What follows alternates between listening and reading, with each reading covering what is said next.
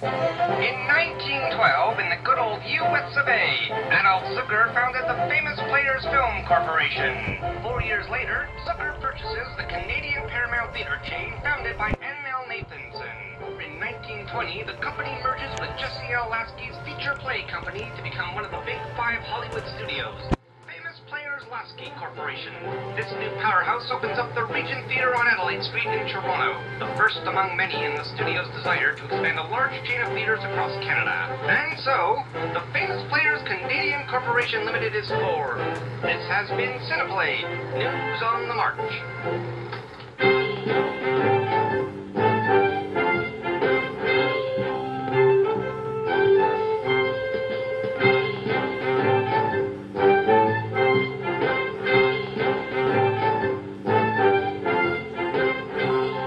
People don't realize just how far Cineplex history goes back. You wouldn't know, but the Academy Awards were created to bring together the big five studios, Warner Brothers, RKO, Fox, MGM, and us, Famous Players Lasky. In fact, the two biggest silent movie stars of the era worked exclusively for us. So even from the beginning, with being a studio and having theaters, you saw this vision from the company to be more than just a traditional exhibitor. The Palace in Montreal was the first movie theater in Canada to be wired for sound. The first film which was shown there was the Fox film Street Angel. It was a silent film. It just happened to have synchronized sound, the wraparound crowds, lineups around the street, really wanting to check this out. It wasn't until late December of 1928 when The Terror played at the Tivoli, which was a Famous Players theater. What you had this night was a film that was entirely spoken.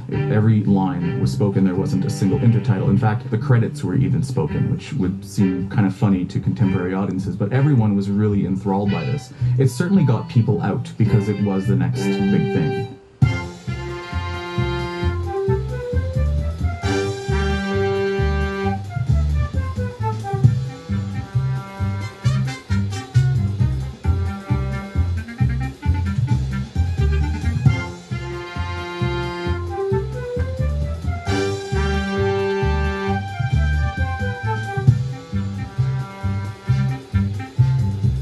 Good companies have to be able to adapt their business and offerings to meet the changing behavior of their customers. And when the Great Depression hit, that's exactly what happened. The company went beyond showing movies and got into other businesses to help business grow, getting into the sales of technical services and intercom systems to schools, hospitals, and more.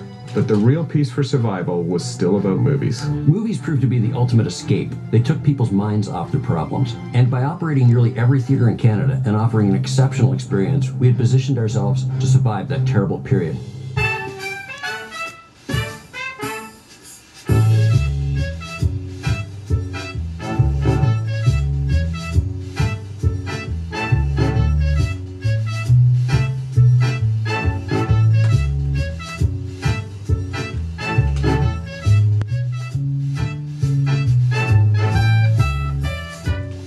Competition really started heating up in the 40s when Odeon came into the market and opened the Vogue Theatre in Vancouver. Odeon really distinguished itself by setting up these modern, swanky theaters in key spots. They had air conditioning, lavish decor, the best in presentation. They were really pushing the boundaries of the experience to a whole new level. They offered European films and really opened up the Quebec market for the first time with French-dubbed films, which was huge at the time. By setting up its own food service division, the company could now make 100% profit on its concessions, which was really innovative at the time, and we were able to offer choices to guests in a way that couldn't be done before.